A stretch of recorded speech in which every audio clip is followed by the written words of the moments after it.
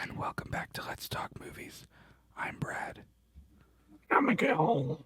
Bro, was that a Freddy voice? That was terrible. Was it What bad? was I didn't that? think it was that That bad.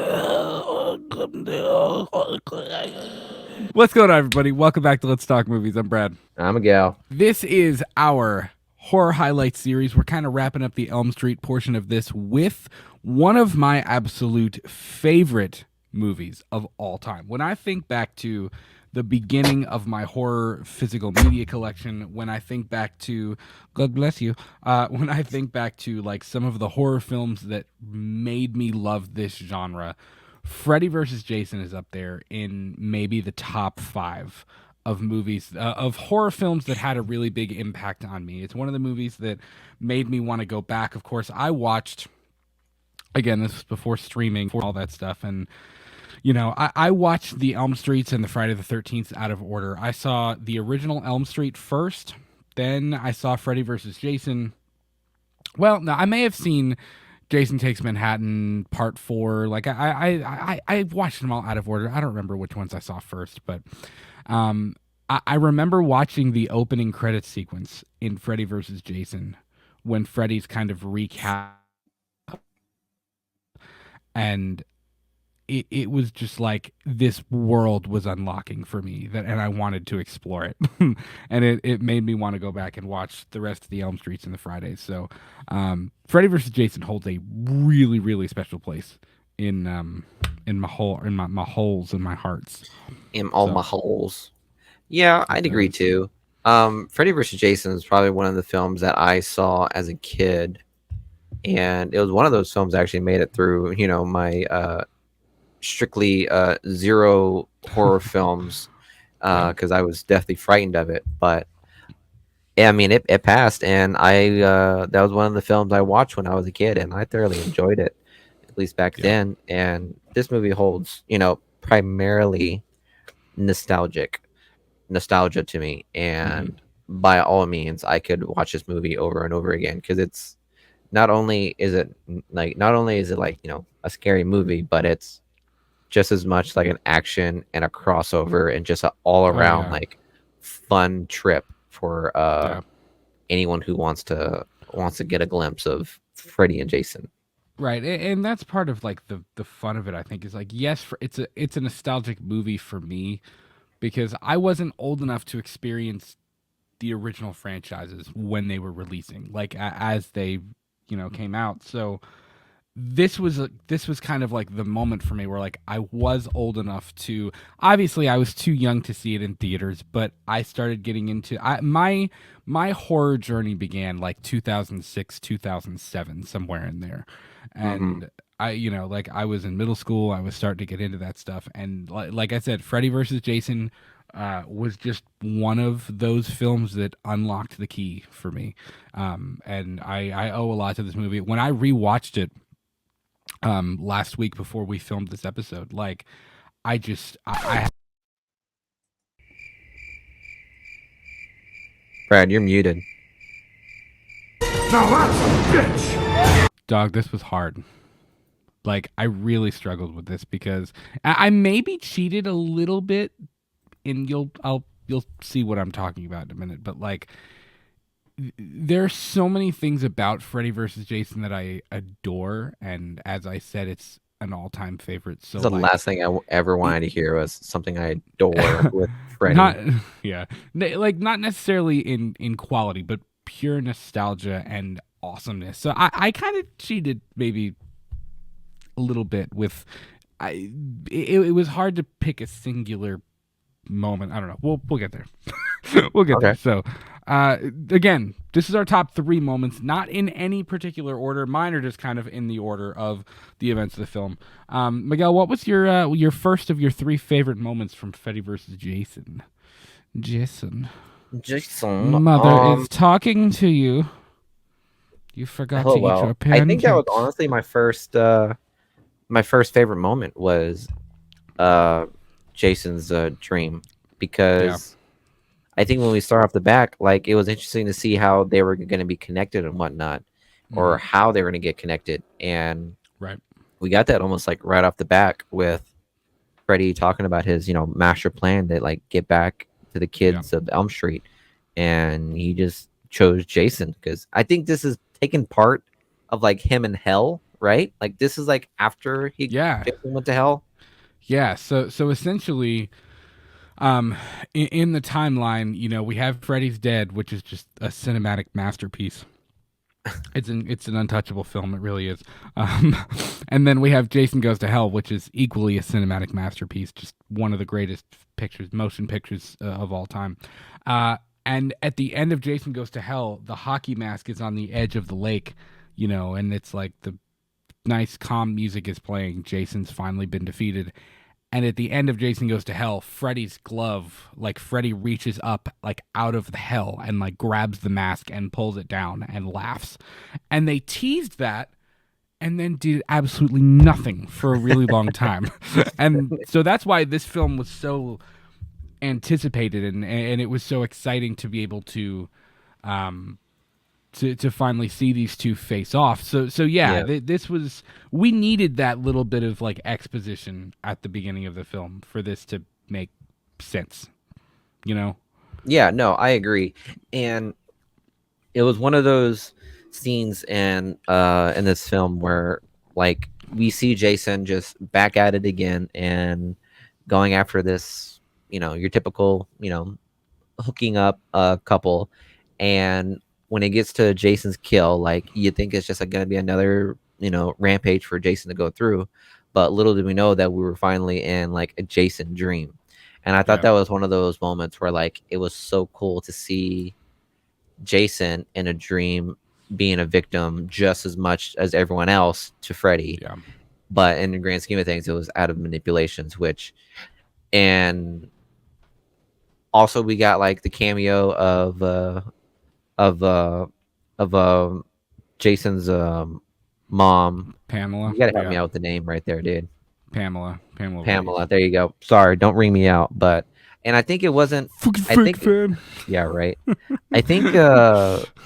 I think I read somewhere that the actor for Pamela, the real Pamela, didn't want to do it because of something about like not really a fan of like how Pamela was written or whatnot. Yeah, I'm not sure. But either way, oh girl that did it, she did it tremendously. Like she really put the essence of Pamela rather well in this. And obviously we found out that it was gonna be Freddy actually speaking, but still to see that Pamela and then turning to Freddy and pretty much like reviving Jason, I thought it was one of those scenes that was so cool because it just goes to show that like Freddy's rules do not fucking matter no matter where he is, because apparently Freddy can revive a zombified human being from the grave and just send them back into the world to start killing again. So I thought that was really funny, knowing that Freddy's rules and powers are just pretty much limitless. So yeah, the first Jason dream sequence was definitely one of my favorites. Yeah, I that's interesting. I had never heard that about Betsy Palmer not wanting to do that. That's Yeah. I honestly I wasn't even sure she was alive, but she died in 2015. I mean, she was She stuck definitely around for a bit. capable. She was capable of it to do this, but and the lady they got, I'm not sure what her name is, but the lady they got did a great job. I mean, she captured the essence of what Pamela was like, Mhm. First, weirdly though, so was Jason? Let me get this right. Was Jason just in hell dreaming about killing people Killing? at Crystal Lake? Like that was just Probably. what Jason was doing in hell, was just sitting there chilling out and like dreaming about doing what he did before? To him, that didn't sound like hell. True? I know that sounds like he would want to be doing that. So like, Yeah. that's odd to me. I don't know. Yeah, mine is the I said the opening title sequence and like all of the, not necessarily the title card, but the very opening of the film, when the whole Springwood Slasher moment, when he, we're seeing, as you talked about with the original Elm Street, you said you loved the way we see Freddy making the knives and things like that. This was like that on steroids, essentially. Like we really saw Freddy like crafting the knives. We saw the little girl, and the shadow comes up, and you see the knives. He's like walking towards her. Yeah. We see him being burned by the Elm Street parents. Robert Englund has quite a nice little moment at the beginning of this film too, where he can kind of shine as Freddy before he's murdered. And he's got like the photo albums of the different kids, and he's like licking the back of it and like sticking it to the pit. Like he's very grody in that moment. He's very much like relishing in the Yeah. prequel of what we have of Freddy. Yes. And his narration, it's one of the best monologues in horror. I'm telling you, like It is, honestly. his narration of it. We're seeing him prior to becoming Demon Freddy, and he says things like, when I was alive, I might have been a little naughty, but after they killed me, I became something much, much worse, the stuff that nightmares are made of. And then you see his eyes and the way his eyes look. His eyes there almost look similar to what they looked like in part 2 when we see the close-up with Jesse by the stairs. And it's just they're all bloodshot, and he looks really like demonic in that moment. Like, I love that. And that's when we get the whole like Elm Street montage, which is cool. Like, we're seeing, I remember seeing that for the first time, like personally. It just, like I said, it felt like I was handed the keys to a whole world that I got to explore. And I had never had that. It almost felt the same, like it would be the same way as like a kid finding the MCU for the first time.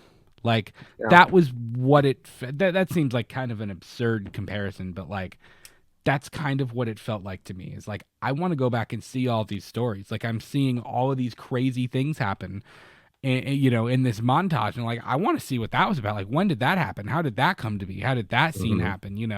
And it, like I said, it was diving like non-fans into Right. the story. And I like that a lot. Yeah. Even if, and honestly, that's a good point too. Is like, yes, it recaps the films for fans, but also even if you haven't seen all of the Elm Streets, or the Friday the 13th, if you're just aware of the two of them being these larger than life pop culture icons, that's like, you don't need to go back and watch the rest of the films to be caught up for Freddy versus Jason. You know what I mean? No. That's a very good point.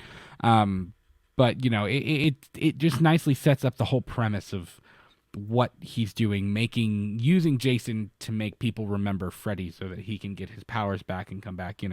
I do love the moment where it cuts to Dream Warriors and Nancy yells like it's only a dream or something and whatever, and when Freddy's like, being dead wasn't the problem, but being forgot, now that's a bitch. Like, he's just getting angrier, like, as he's going on, and we see his teeth, and then he finally says, I found someone. I had to search the bounds of hell, but I found someone who will make him remember. He'll get the blood, but I'll get the glory. That fear is my ticket home. And then we zoom in on Jason's mask, and that's when we get to the moment. That's kind of the bridge between the opening and Jason's dream. I do love the way that we see Jason's body like coming back to life, like the bones and things like that are like all buried and like overgrown with like moss and maggots trees and all stuff like and, that. Yeah. And then he's just kind of slowly like coming back together. Like, that was pretty dope. Yeah. And just, you talked about the Pamela thing, man. Like, thinking about this again, like, I was too young, but I wish I could have been in the theater to experience what that would have been like. If you would have told people in the 80s. How old were we? We must have, we were around that age. Or we had to sneak in, probably. We would have been a little young for that. Like, Rob Zombie's going and seeing Rob Zombie's Halloween films was like my first big, like, okay, this is a rated R movie. This is going to have some pretty hardcore crap in it. Like, and it wasn't necessarily the horror aspects. It was like titties in every scene and the absurd amount of cursing, and like, it was that kind of thing, Yeah. So yeah, like, it was like 2007 probably would have been when I was like mature enough to go see it. I would have been a little young, probably, for Freddy versus Jason. Um, but I guess so. I think by the time because when I saw it, it was in DVD. It was like I mean, yeah, yeah. I was just what you were saying at a sleepover, and Mm. yeah, that's where I saw it. Well, my point in saying that though is like, I mean, it felt like this crazy crossover thing for me, and I hadn't even really dived into like either of the franchises, you know. So for someone who, if you could have gone back to the 80s and told someone that, hey, in 15, 20 years, like, you are going to see Pamela imitating, or excuse me, Freddy imitating Pamela Voorhees to try and get Jason to go kill for him, like, they would have freaked. I mean, being in the theater for that moment must have been unreal. Like, what a way to open that film when she laughs and morphs into Freddy, and then he said, you know, the final thing he says before that opening title Freddy versus Jason card where the blood splashes and then you see the Freddy versus Jason logo. Mm-hmm. The final thing he says is he looks, it's like a fourth wall break. He looks right at the camera, you know, because this Freddy is a little bit more serious than in like Freddy's Dead or Elm Street 5 or even Part 4. But he still kind of has a little bit of a blend of the MTV kind of thing and the more hardcore Elm Street 1 and 2 Freddy going on. You know what I mean? Yeah, Like he I'd looks agree. dead. He looks right at the camera and he says, "Oh, I've been away from my children for far too long." And then it cuts to the like that. It's just it's a cool moment, and it's such a cool way to open the movie. Like even when we cut after that, seeing Jason walking down Elm Street, like they wasted no time in like just being off to the races with Yeah. this thing. You know what I mean? It's great. So yeah, that was my There's my first. both of I us mean, both of us yeah, were the the both of opening, us had kind that of as their one of their favorite different spots. aspects of the opening, but Mm-hmm. it's a really killer opening, pun intended. What's your number 2? No, you go first because I did my first one. Fine. And I really struggled with this because there's so many moments I like. I love Laurie's dream sequence at the hospital when Mm-hmm. she sees a little girl with her eyes cut out and she's singing the 1, 2, Freddy's coming, you know, whatever. Yeah. And like Freddy pops out at her after she sees Nancy's house, and because again, we can't have a movie with Freddy in it if we don't show Nancy's house. We have to. You know, Like cool it's would have just, been to have Nancy in this one too, but I oh, guess you, that I would have guess you been ended dope. with Yeah, I you guess you killed had her to off. end. Yeah. They killed her off way too early. They did. But even the nods to Hypnosil and to Weston Hills and like the subtle ways that they were able to make both of those franchises, which were very convoluted by the end and very wacky and crazy, you know. Yeah. The way they were able to make sense of it, the way that they were able to incorporate, you know, things that we never thought we would see Freddy do again, you know, like the possession thing. We see Freddy do that again in this film with the stoner guy. Like the things that Mm-hmm. clouded up the Elm Street timeline, they We were somehow happy to see in found this a one. way to like include it. Like he Mm-hmm. was doing the kinds of things he did to Jesse, and you know, like we didn't necessarily see the dream. That was the only thing, is we didn't really see the Dream Warriors like, I'm bad in my dream. Like we didn't necessarily see any of that stuff. But I'm kind of glad we didn't. Yeah. yeah, I'm very okay that we didn't do that. So basically the Yeah. What's your turning second point in one, this man? film, to build into to what I'm about to say, the turning point in this film is when Freddy begins to get jealous of what Jason is doing. He's starting to kind of steal his thunder. It's backfiring, right? He wanted Jason to go and kill for him and make people remember Freddy, and it's working perfectly for a while. But it's at Kim's death in the cornfield that, you know, she's in the middle of Freddy's dream. We have some really dope boiler room shots of Freddy. And, you know, like, you know, he wants the glory, and Jason's starting to take that from him. You know what I mean? Mm-hmm. So that's kind of what builds into the main confrontation. And my second favorite moment, and again, it's more of a sequence than it is a singular moment. Um, but it's really, I'm gonna be honest. I kind of have to do my last two together. Okay. Freddy and Jason's world, and Jason and Freddy's world. Let me explain. That's kind of the whole like premise of what everybody was waiting for. It's like and I actually enjoy the plot. Like I don't hate any of the characters. I don't hate the plot and what they're doing. It's kind of corny. Like it is. It's pretty corny. Um but the concept is really cool, and seeing them interact within each other's worlds, like it's kind of a double whammy, because again, it's the main event of the film, but it's like the logistics of what I mean, you know. So I hope nobody tries to dock me on this, because it's not, like I said, it's not necessarily the singular moment, but it's more of the sequence of Jason in Dream World, you know what I mean, when he's been tranquilized by the stoner guy, and he kind of like that blends into Laurie's dream, you know. Like everybody's dreams were like just because she fell asleep too. Yeah. Right. Like And she then was she asleep. was somehow in Jason's dream. Like I don't know. If I had to choose a singular moment from Jason in Dream World or Freddy in the real world, it would be Freddy at Crystal Lake when he dives out of the water and he's like demon witch. He looks kind of how he looked in part 2, but Yeah, it's even a I know the one you're more talking about. crazier red. Like he's crimson red. His teeth are sharp. He looks very demon-ish in that moment, and I love that look. Yeah. And then of course the moment that Freddy and Jason are fighting on the dock, because they're just going I don't know.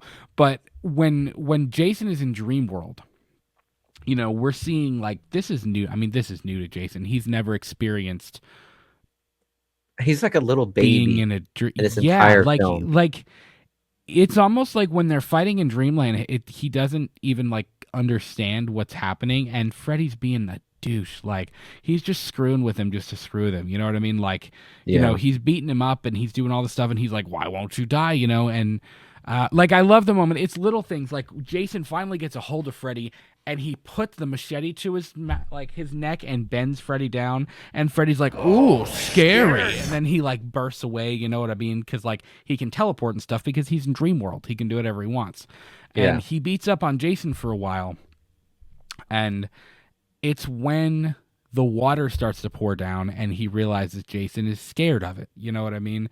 That's when we see Jason as a kid in his dream. And that's Freddy starts to really be a dick then. Like he rips off the hockey mask and he's like, you know, he rips off the mask and he goes, "You ugly little shit."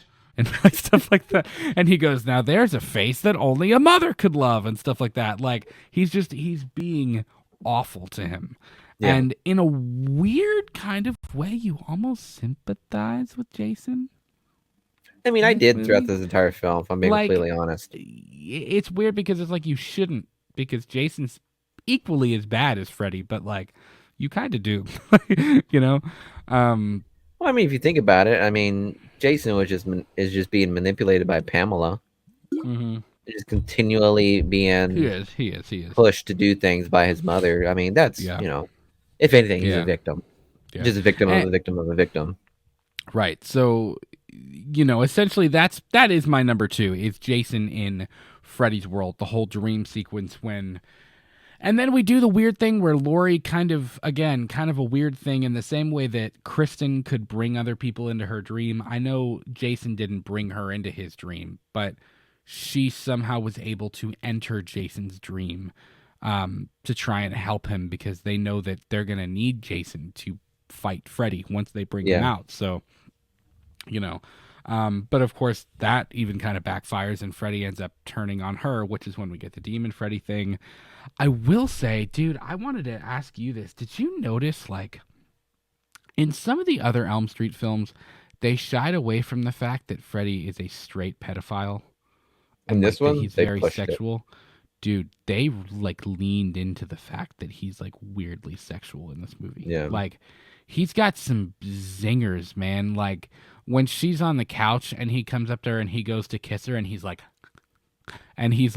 he's holding her face and he's like, your eyes say no no, but my mouth says yes yes. And he's Yeah. like trying to like make out with her stuff. Like that's weird.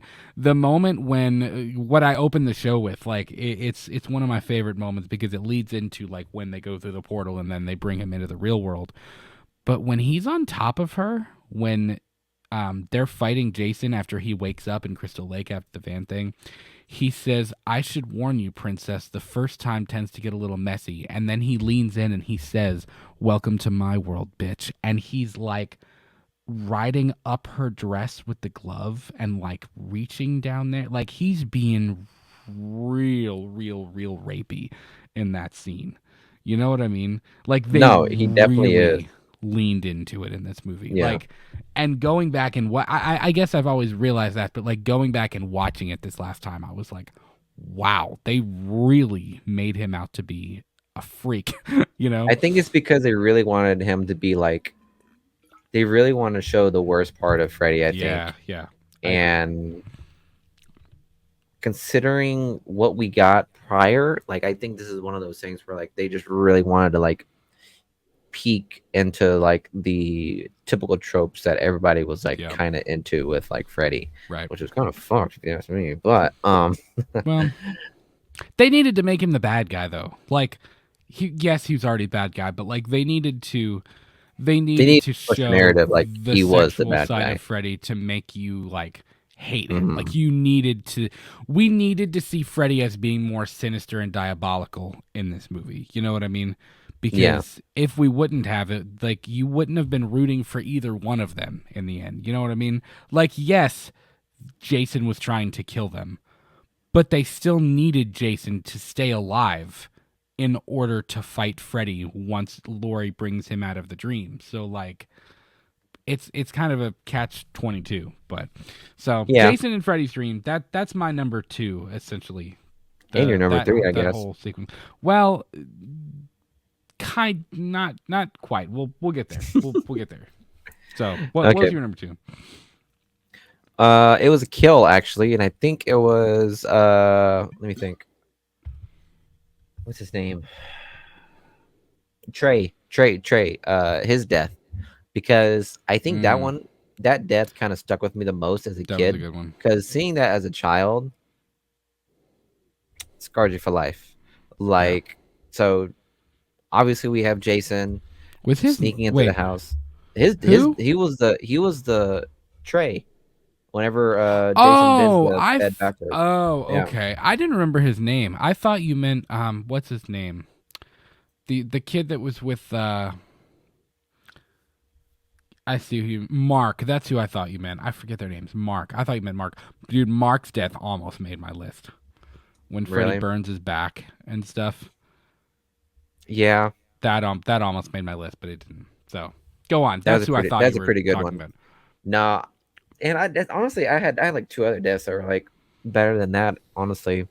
But watching it as a kid, the scene where Jason comes upon Trey and just absolutely wrecks him from behind. He really does. And then just for good measures, like it's so funny because like the second Jason knows that he's dead, like he just adds another flair to it and just absolutely bends him in half. He went kind of Art the Clown in that moment. Yeah, he Art the Clown kind of thing. Yeah, like overkill. So that was one of the scenes for me where it was just like it scarred me as a kid, and to this day, like it's one of those scenes where like I'll watch it and be like, I should not have seen this when I was a child. Yeah, but I did. Even when he stabs him with the machete, though, he doesn't even just stab him once. It's like boom, boom, boom, boom, like, and you see it like entering and exiting the bit. Like he stabbed him like 12 times or something. Like it was like repeatedly stabbing him, and then he closed the bed. It was wild. Yeah, that's honestly that may be one of the better Jason kills of like his entire filmography. It definitely is. I just think that like again, if you would have gone back 20 years ago and told someone, well, I guess it has been almost 20 years. Well, it has been 20 years since Freddy versus Jason. If you'd have gone back 40 years ago and if you would have told people that you would be watching Jason kill someone in Nancy's bedroom in the Nightmare on Elm Street house, like, bro, Yeah, like, talk about a crossover. that is wild. Yeah. You know? So yeah, my number 3. This is where again I'm like I'm kind of cheating a little bit. So my number 1 was the opening sequence with Freddy. My number 2 was Jason in Freddy's dream, kind of that entire sequence. Specifically, if I had to pick a singular moment as my number 3, it would be the dock scene, because Freddy and Jason are just, I mean, like, they are just annihilating each other on this dock. Like, Yeah. it is just a splatter fest, full on, like, Terrifier Art the Clown level. Just, I mean, there's stuff splattering and they're like just going to town on each other. And, you know, it's wild and crazy. But overall, the entire sequence when Freddy is brought out of the dream, because ironically, he just said to Laurie, "Welcome to my world, bitch." And then she brings him out of the dream into the real world. That when he turns around and he sees Jason walking towards him, and he's like, Oh fuck. like he doesn't even say anything. He just looks like oh crap, you know. And then Jason swings and lands on the floor, and he like laughs. Like, it's just that whole sequence when they're outside of Dreamworld, and you know, they're just fighting throughout the camp. Like, that's just it's wild, you know. Even the moment after Tina confronts him, and dude straight up makes a racist joke, the dark meat racist joke. I was like, God. It's like, you are diabolical in this movie. Like, Yeah, he was saying some wild shit, honestly. he really was. But like, when Jason knocks her out of the way, and then the two of them just start like explosively fighting each other, you know. And that's what we were waiting for, honestly. Exactly. That's exactly what we were waiting for. Yeah. We wanted that. We had seen them fight in Dreamworld. Like, it wasn't their only confrontation. Yes, but this that was moment was just this like, was like they were both unhinged and going on the for same it. playing You know field what I mean? too. Like, they were both Yes. on the same playing field. Yes. And no one had powers to levitate or like fucking peep through walls or anything of that nature. Like, it was strictly on mano a mano, just straight going for it. Yeah. So and after a while, it becomes obvious. Like, yes, Freddy can outsmart Jason for a while, as we saw. Like, even with the man the torpedoes, like that kind of thing. Which I love that moment, you know. But in the end, it doesn't even matter. I tried to. No, I'm kidding. In the end, like, Jason totally beats him every time. Like in straight hand-to-hand combat, Jason is literally a 250-pound zombie. Like, you're not stopping him. Like, you're not. There's no way. So, and you know, somehow Freddy manages to get the machete, and the two of them are just brutally just wrecking each other for that entire dock sequence. And probably maybe my favorite shot in the entire movie is after Freddy gets the machete and he's slicing Jason. Like, Jason's starting to like take a beating, like, and Jason's wearing down, when Jason falls backwards and Freddy like grabs him and drops the machete, and he pulls Jason up and takes the knives and stabs them like into the eyes of the hockey mask. that was tough. And blood just is like pouring. Like, Jason, like, he's almost like drowning in blood at that point, because there's so much blood just like oozing out. That moment is just it's unreal. Is that too much for you? Like, no, it's great. Like, I love that moment. It's just, it's so brutal. Like, it really, they went pretty hardcore with the gore in some moments in this movie. Like, the Trey kill scene, the dock scene. I mean, it's pretty splatterfest, you know? No, I agree. So, and obviously the last thing I liked about this film was the final fight scene. And as I agree with you, like, every single thing about it, it felt so much like a WWE match, and I don't even like Yeah. WWE, but I think they pulled, little things here and there from Yeah. WWE, and by all means, dude, I was all about it. It was so much fun seeing Freddy and Jason just go at it, seeing just how much Freddy can try to like again outsmart Jason, but when you're trying to kill something that is already dead, like it was like you were literally like it was essentially 5 to 10 minutes of beating a dead horse on Yeah. both ends.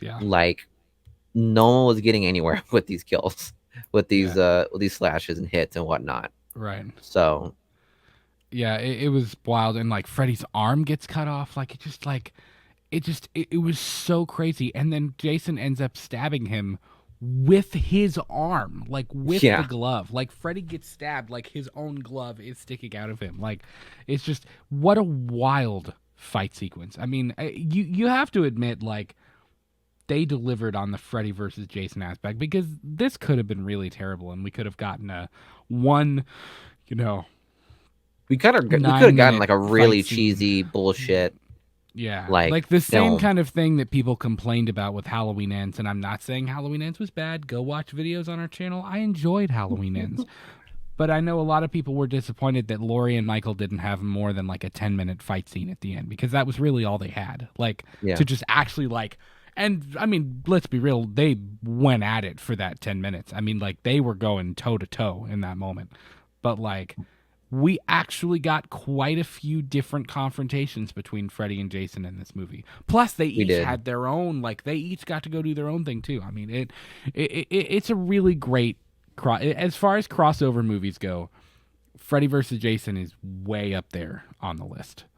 So It's what a crossover movie should be like. yes, Does that make yes, sense? yes. The Like this is plot is there. It's not too like it's not terribly. Yes, there's some corniness to it's it, but actually it's not. decently written. If Yeah, I'm being like completely honest, like the yeah, story makes sense it to does. some degree.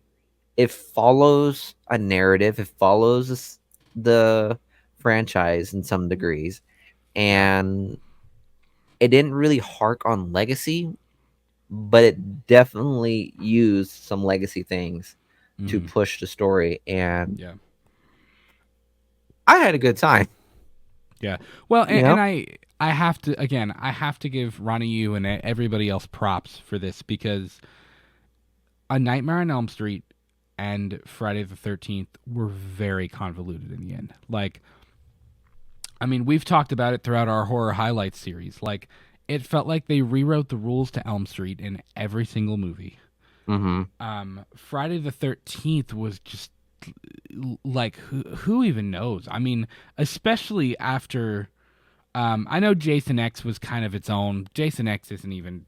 I don't even consider that movie to be canon, because I hate that movie so much. But I it's kind of really like Jason X. it's kind of not though. I had Like fun with Jason X. it's fun, but it's also not really canon. It doesn't really fit in the timeline at No, all. You know what I no, mean? It's you're kind not of wrong. it's more of a spin-off. That it's like Jason X. I've never thought of this before. Jason X is the new nightmare of Friday the 13th. Like, yes, Mm, it's yeah. kind of related, but it's also not really the same continuity either. But then Jason Goes to Hell is just I, I, I don't even know how to explain to you. I don't. I haven't seen You've never Jason seen Goes to Hell. No, Yeah, we haven't. I don't We haven't got into the Jason realm. I don't even understand how to describe to you what Jason Goes to Hell is. Like, dude is blown up in the first 15 minutes of the movie. like it's so strange. I don't even get it. But props to them for making sense of both of those continuities and both of those timelines. And I will forever have a whole lot of love for Freddy versus Jason. It was one of the first horror films I ever really got like deeply into and like fell in love with. It's one of the first pieces of physical media that I ever had in my collection. I still have it over there. I have like the platinum version or whatever the hell it's called. But guys, listen, let us know your top 3 favorite moments from Freddy vs. Jason in the comments below. This wraps up the Elm Street portion of our horror highlights series for our Oktoberfest event. And now we are on to the one and only Shape himself. He was shot 6 times and he still did not die. Michel My Bell Myers. Myers. Yes. I feel like what's his face, the stepdad in Rob Zombie's. Oh, she got a pooper on her. Like, yeah. But yeah, we're gonna move into the Halloween franchise next, and we're super excited about that. So we hope you have enjoyed the Elm Street portion of this, and we're pretty stoked about diving into Halloween next. So again, let us know your top 3 favorite moments. Be sure to follow us on Twitter, Instagram, TikTok, and Threads at LTM Podcast KY. Join the Facebook group as you see it on the bottom of your screen. Be sure to leave this one a like. And without further ado, we will talk to you all soon. Have an awesome rest of your week. See ya. Peace.